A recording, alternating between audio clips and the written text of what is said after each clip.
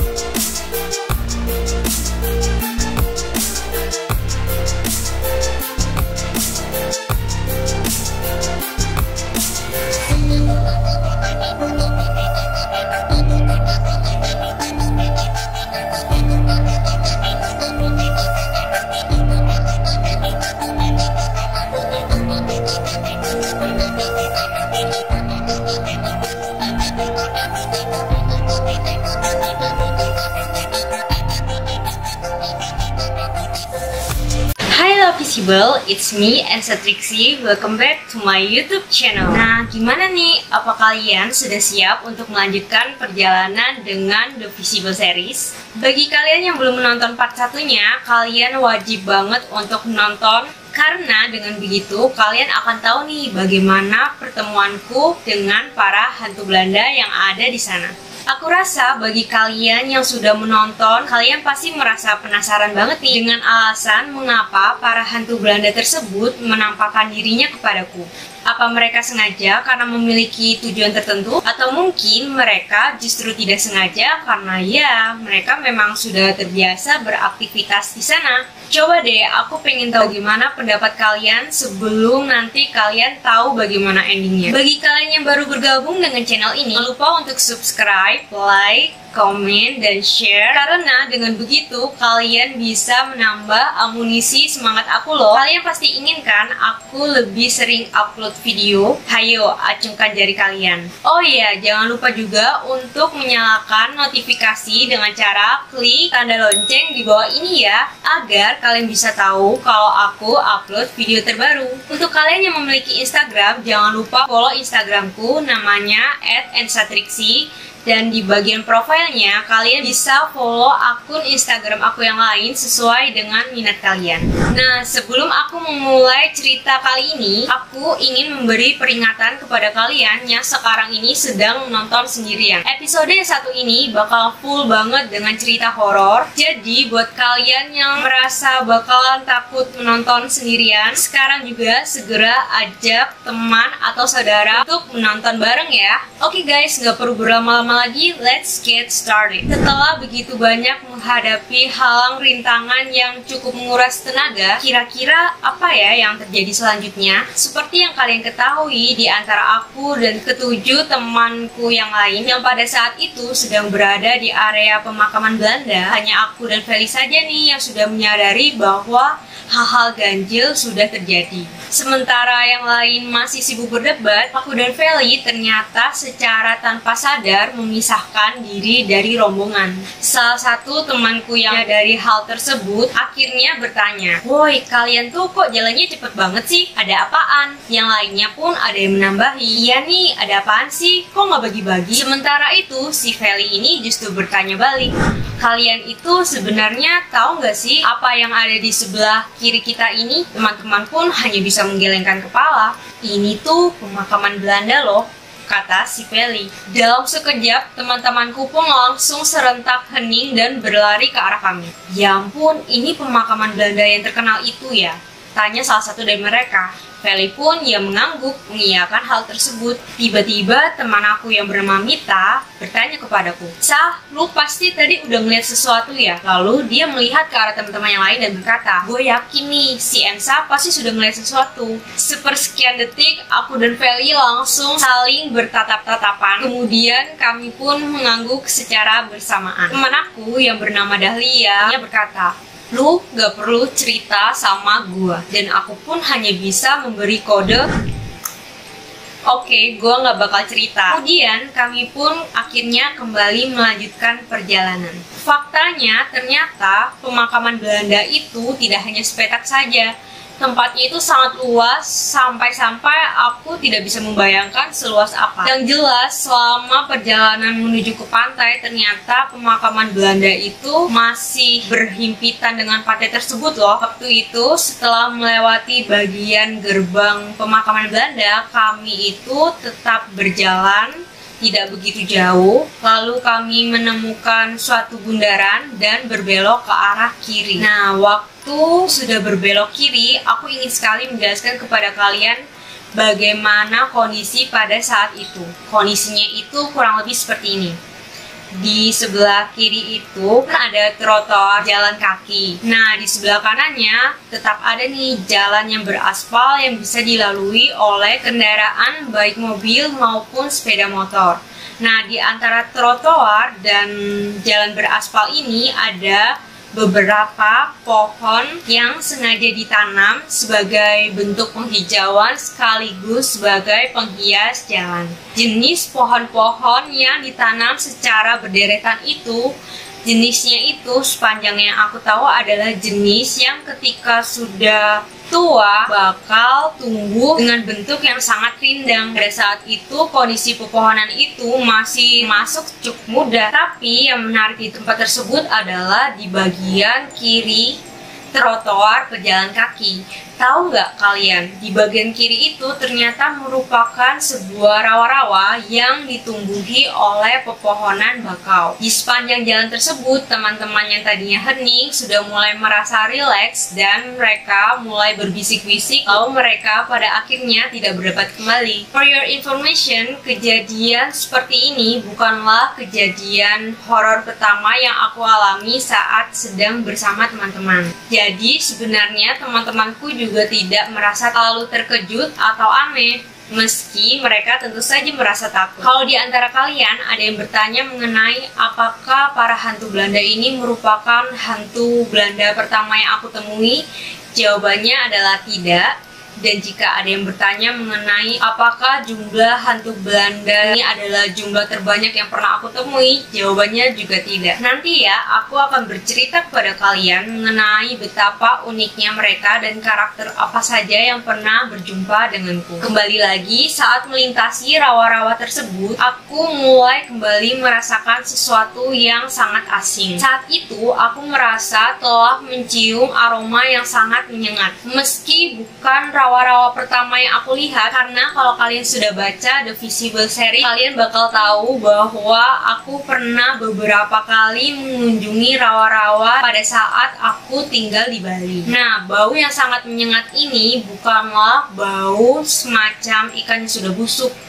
Bau ini sangat berbeda dan sangat khas. Aku sangat yakin bahwa bau ini bukan berasal dari bangkai ikan atau semacamnya. Feli yang ternyata masih terus memperhatikan aku akhirnya pun bertanya, ada apa lagi sekarang? Pernah gak sih kalian punya teman yang karakternya mirip sekali dengan Feli? Tipikal anak yang diam-diam suka memperhatikan, serba ingin tahu, rasa takut, tapi juga merasa penasaran. Atau mungkin justru kalian ya yang memiliki karakter seperti itu. Ayo ngaku, komen di bawah ya. Aku pun menjawab, ada bau bangkai, tapi kayaknya bukan bangkai ikan deh, Vel.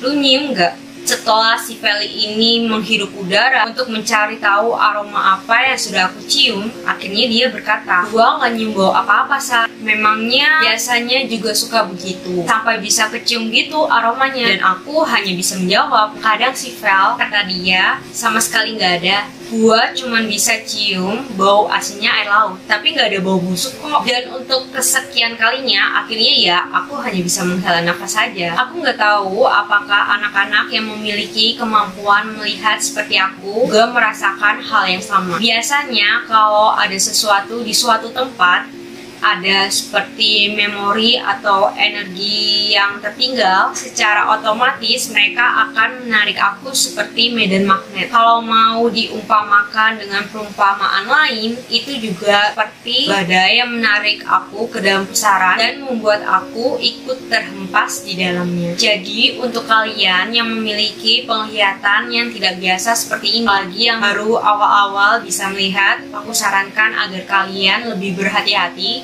terutama jika kalian pergi ke tempat yang asing ya. Ini bukan menakut-nakuti, hanya sebagai saran agar kalian bisa lebih menjaga diri dengan baik. Saat itu aku langsung menyadari bahwa ada sesuatu hal yang terjadi di sana, sesuatu yang sangat dark, sesuatu yang kelam, mengerikan, bahkan bisa dibilang sangat tragis. Aura di tempat tersebut terlihat suram. Aku tidak bisa menjelaskan lebih detail bagaimana tepatnya atau apa yang sebenarnya terjadi di sana. Dan memang pada saat itu aku sama sekali tidak berusaha untuk mencari tahu karena menyadari pada saat itu kondisi fisikku sedang sangat tidak mendukung. Menurutku, bau tersebut bukan diciptakan atau berasal dari para hantu Belanda yang ada di sana. Bau ini diciptakan atau berasal dari sesuatu yang lain yang sepertinya memiliki energi yang negatif yang sedang mencoba untuk berinteraksi atau berkomunikasi denganku. Dari mana aku tahu bahwa para hantu Belanda itu tidak melakukannya? Aku tahu pada saat Feli mengatakan bahwa tempat yang aku kira sebagai taman tersebut adalah sebuah pemakaman Belanda, dan pada saat itu para hantu Belanda tersebut justru memilih untuk menghilang daripada tetap stay. Kalau misalnya mereka jahat, biasanya mereka akan tetap stay sambil menunjukkan eksistensinya. Biasanya mereka tetap ada waktu aku melihat kembali, dan biasanya mereka akan melakukan sesuatu, entah itu dengan pelototan atau dengan suara yang menghantu-hantui, yang pada intinya adalah berusaha menakut-nakuti. Tapi para hantu Belanda ini tidak melakukan hal tersebut. Oleh karena itu, aku menduga bahwa para hantu Belanda ini bukanlah sesuatu yang sekarang sedang mencoba berinteraksi atau berkomunikasi denganku. Pesan yang aku tangkap atau perasaan yang aku rasakan dari para hantu Belanda tersebut adalah mereka hanya ingin memberikan suatu pertanda, semacam pemberitahuan bahwa mereka memang ada di sana. Dan kalau dibilang sengaja atau tidak sengaja, pada awalnya tidak sengaja, karena memang sepertinya mereka hanya beraktivitas di sana.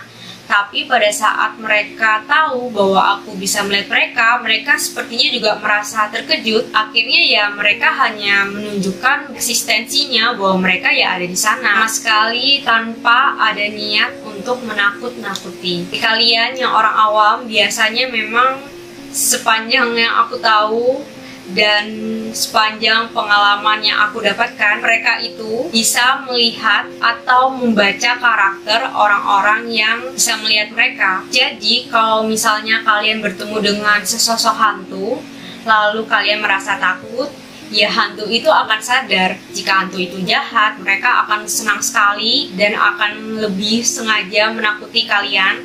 Jadi lebih baik ketika kalian bertemu dengan para hantu yang tidak kalian inginkan, ya lebih baik kalian berusaha tetap tenang dan berusaha untuk mengabaikan saja. Dan ya memang pada saat menyadari bahwa para hantu Belanda yang ada di sana bukan merupakan manusia, melainkan para sosok hantu Belanda, aku sama sekali tidak merasa takut atau merinding. Aku bahkan bisa dibilang merasa cukup nyaman dengan keberadaan mereka, walau awalnya sempat merasa terkejut karena sama sekali tidak menyangka bahwa mereka adalah hantu, bukan manusia. Dan aku kecil, aku memang tidak bisa membedakan, kebanyakan sering kayak kecolongan untuk membedakan mereka. Yang aku pikir manusia, ternyata hantu. Ternyata sampai dewasa juga aku masih sering mengalami hal seperti itu. Nah, waktu aku berjalan melintasi pepohonan bakau tersebut bersama dengan teman-teman, aku merasakan ada atmosfer yang sangat berbeda dengan sebelumnya. Ada kesedihan dan kemarahan yang seakan-akan menyelimuti rawa-rawa tersebut. Dan tahu nggak kalian, waktu waktu menyadari hal tersebut, aku langsung melihat kepulan asap-asap hitam bermunculan dari sela-sela pohon bakau, hampir mirip dengan apa yang pernah aku temui di rawa-rawa yang ada di Bali. Tapi rawa-rawa yang satu ini kan berbeda sekali. Ada perasaan-perasaan seperti kesedihan atau kemarahan tadi yang mulai mencemari diri aku. Gak lama kemudian, setelah merasakan perasaan itu, aku mulai mendengar suara teriakan yang asalnya dari masa lalu.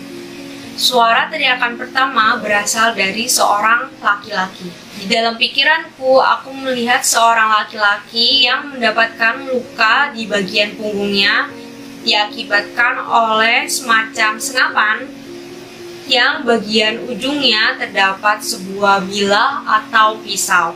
Nah, dengan bilah atau pisau yang ada di senapan itu, seseorang telah menyakiti laki-laki ini.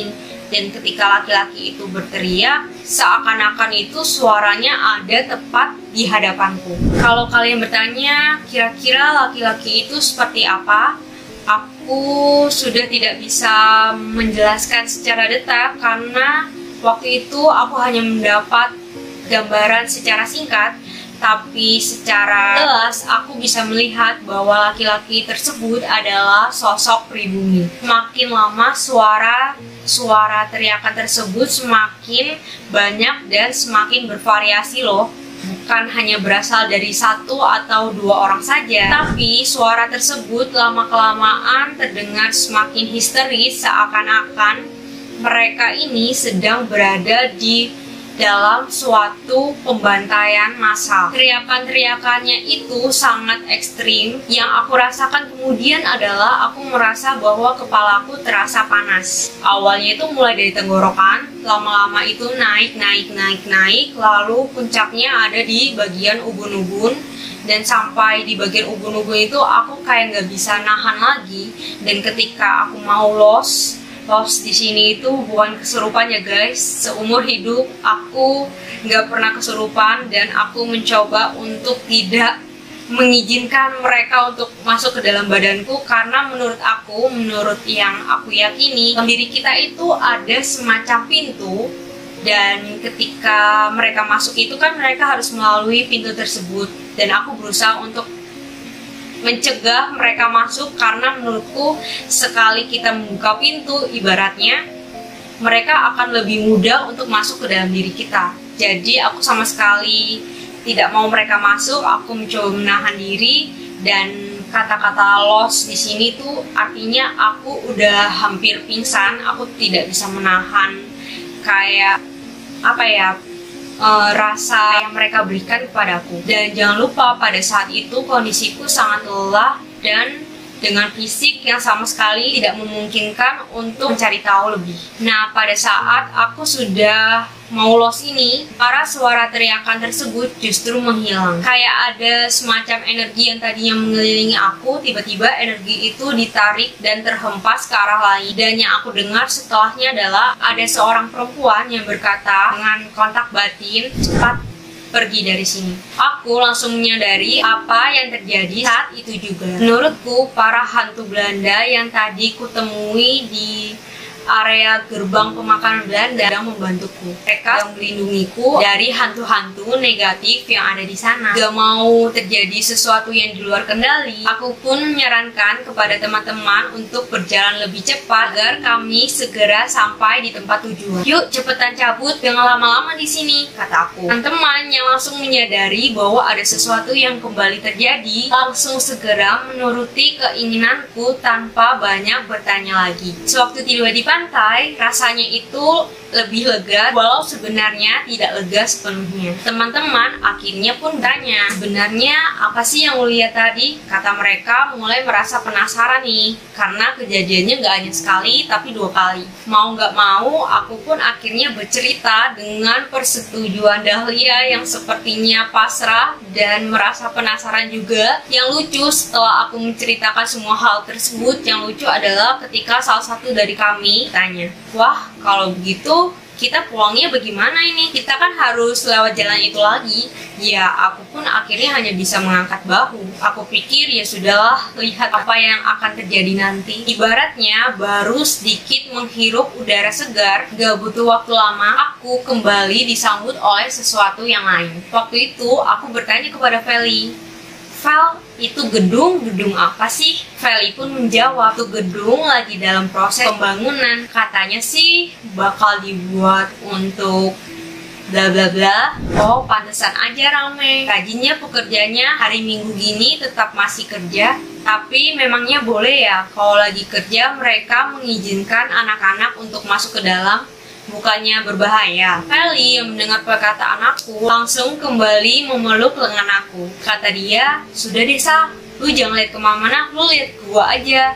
Kalaupun lu dengar sesuatu, pura-pura aja nggak dengar." Aku pun hanya bisa mengangguk-angguk macam, loh, itu bukan manusia lagi. Ini acara perpisahan udah bener-bener kayak jelajah misteri atau penelusuran mencari hantu. Dan aku pikir ya kayak pengen ketawa aja karena ya masa aku terus-terusan harus melihat ke arah Feli. Bener aja. Feli tiba-tiba bertanya, "Memangnya lu lihat di sana ada para pekerja dan anak-anak?" Aku pun mau gak mau akhirnya tersenyum, begitu juga dengan Feli. Dia langsung cepat-cepat berkata, "Penasaran Sa, penasaran." Ya, aku menjelaskan bahwa memang sebenarnya aku sama sekali tidak melihat sosok pekerja atau anak kecil sedang berada di sana. Memang ya kondisinya gedung itu lumayan cukup jauh dan bagian depannya itu full dengan seng-seng yang diatur dengan posisi berdiri untuk menghindari orang-orang agar tidak sembarangan masuk. Tapi dari arah sana aku mendengar dengan begitu jelas bahwa ada beberapa orang yang sibuk memalu lalu melempar-lempar barang. Gak lama kemudian aku juga mendengar ada langkah kaki anak kecil yang berlarian sambil teriak-teriak seakan sedang main kejar-kejaran. Secara itu kan gedung yang luas. Kalau ada orang yang bersuara, entah malu, entah melempar barang, atau berteriak-teriak, tentu saja suaranya menggema. Nah, dari situlah aku menyimpulkan bahwa di sana ada para pekerja dan anak-anak yang sedang bermain kejar-kejaran. Via yang sedari tadi ternyata mendengarkan percakapan antara aku dan Feli, akhirnya ikut bertanya. Dia bertanya, "Sa, memangnya kalau gedung itu sudah selesai dibangun dan beraktivitas secara normal, memangnya gedung itu bakal tetap menjadi angker atau normal sih?" Nah, aku bilang sebenarnya bukan masalah gedungnya angker, tapi kan itu kondisinya gedung kosong dan kebetulan tempatnya itu masih satu daerah dengan wilayah pemakaman. Nah, gak perlu gedung kosong, rumah aja kalau kosong pasti akan menjadi tempat yang nyaman untuk mereka singgah. Jadi ya kalau dibilang angker atau enggak sebenarnya aku nggak tahu, itu tergantung dari bagaimana aktivitas orang-orang yang ada di dalamnya. Ibarat kata kalau orangnya negatif, tentu saja tempat itu menjadi negatif. Kalau orangnya baik dan tempat itu difungsikan menjadi tempat yang baik, tentu saja akan membawa kebaikan juga. Waktu itu aku menjawab kurang lebih seperti itu. Pada saat itu posisinya adalah aku dan teman-teman yang pertama kali tiba di pantai tersebut.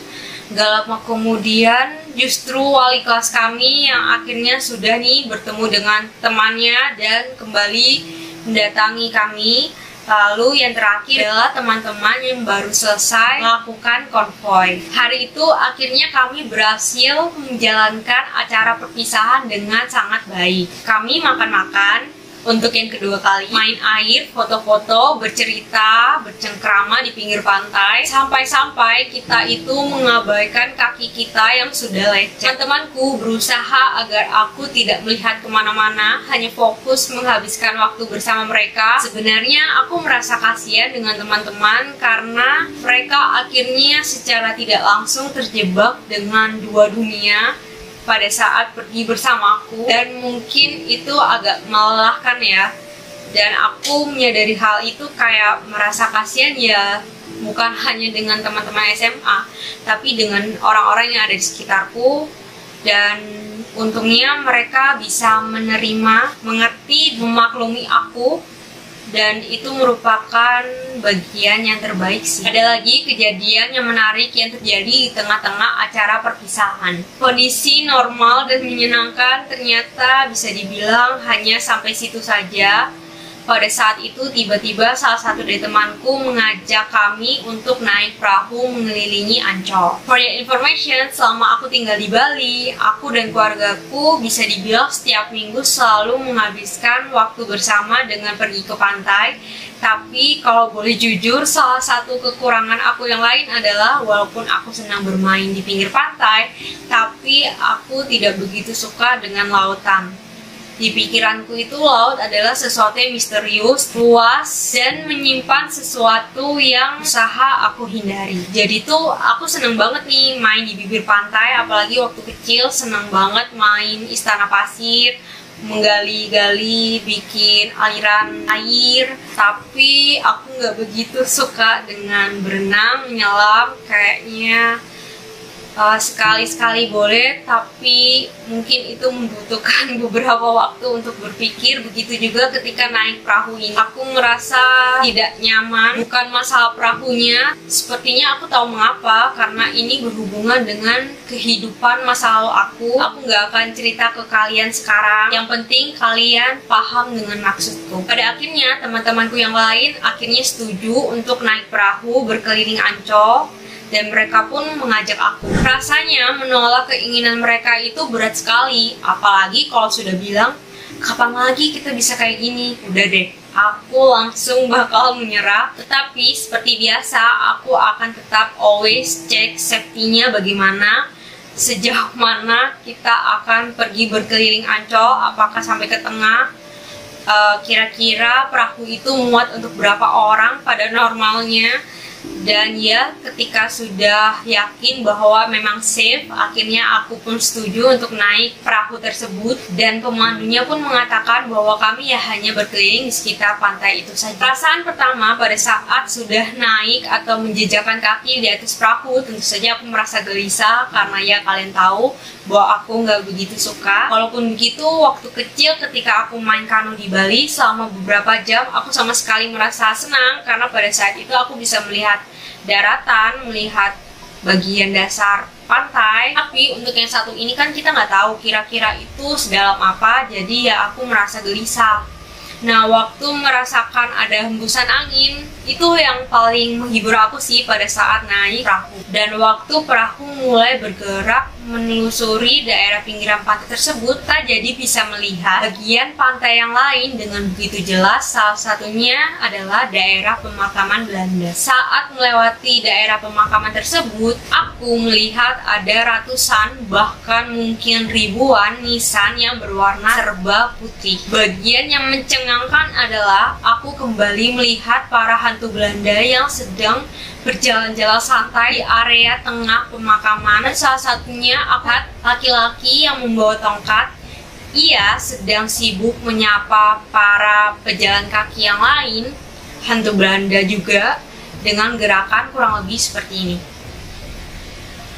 Kurang lebih seperti itu. Dan waktu aku memalingkan mata, berusaha mencerna apa yang aku lihat, lalu kembali melihat ke arah pemakaman Belanda, yang terjadi kemudian adalah mereka kembali menghilang tanpa jejak. Dari situ aku langsung menarik kesimpulan bahwa yang aku pikirkan sebelumnya adalah pemikiran yang sudah benar, sudah tepat. Mereka memang beraktivitas di sana seperti kegiatan sehari-hari. So guys, aku pengen tahu bagaimana pendapat kalian mengenai part 2 ini. Apakah ini sudah memuaskan rasa ingin tahu kalian atau justru belum? Kayaknya belum ya, karena memang aku bercerita kepada kalian bahwa cerita yang satu ini cukup panjang dan beraneka ragam, karena faktanya kami hampir nyaris menghabiskan waktu seharian penuh. Dan masuk akal juga sih, karena kami kan perginya dari rumah itu sekitar pukul 7 dan kami baru sampai di rumah sekitar pukul setengah 9 sampai setengah 10 malam. Ya kurang lebih selama 12 jam, walau memang kebanyakan waktu dihabiskan dalam perjalanan. Tapi bisa nggak kalian bayangkan, selama kurang lebih 12 jam ini, kira-kira ada berapa puluh hantu yang sudah aku temui dan mencoba berinteraksi denganku? Komen di bawah ya. Penglihatanku di atas perahu belum usai. Aku melihat hal-hal baru yang sangat mengejutkan penasaran yang sama sekali belum pernah aku lihat sebelumnya.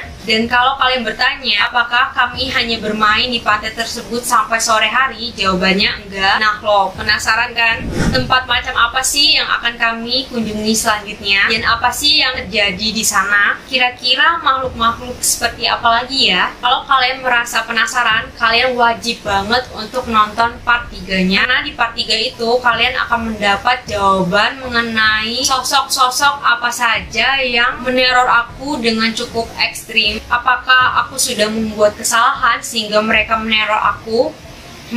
Kalian wajib banget untuk nonton part 3 nanti. Oh ya, pada saat aku merevisi naskah The Visible Series, lagi-lagi aku mendapat seorang tamu sepertinya merasa penasaran dan antusias dengan cerita yang aku tulis. Bagaimana perjumpaan kami? Apa ya yang kira-kira terjadi? Kalian bisa nonton cerita selengkapnya via akun TikTokku, namanya Ensatriksi seperti biasa. Ini akan jadi video TikTokku yang pertama. Nah, aku sama sekali nggak pernah bikin video TikTok sebelumnya. Guys, terima kasih banyak karena sudah menonton tayangan ini. Sebelum mengakhiri tayangan ini, seperti biasa, aku ingin mengingatkan kalian bahwa aku tidak akan pernah memaksa kalian untuk percaya dengan apa yang aku ceritakan.